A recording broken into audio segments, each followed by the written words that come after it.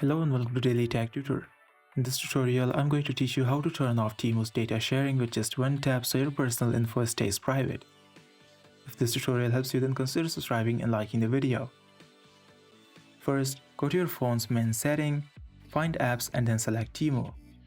Tap on permissions and remove location access if it's on.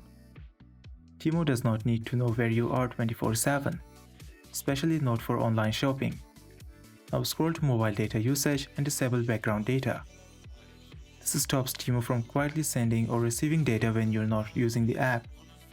Lastly, if you want to delete all your existing data on Temu, you can do it by opening the Temu app, tap on You at the bottom right, then go to Settings.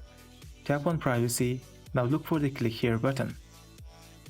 Now tap on Delete My Personal Info and this will stop Temu from using your browsing and purchase history to target you with ads inside the app and even on the other platforms. Also, a bonus tip, when installing or updating the app, never allow access to your contacts, camera or microphone unless absolutely needed. Most of the time, it's unnecessary and just opens up more data collection. That's it. One tap for each setting and you're protected.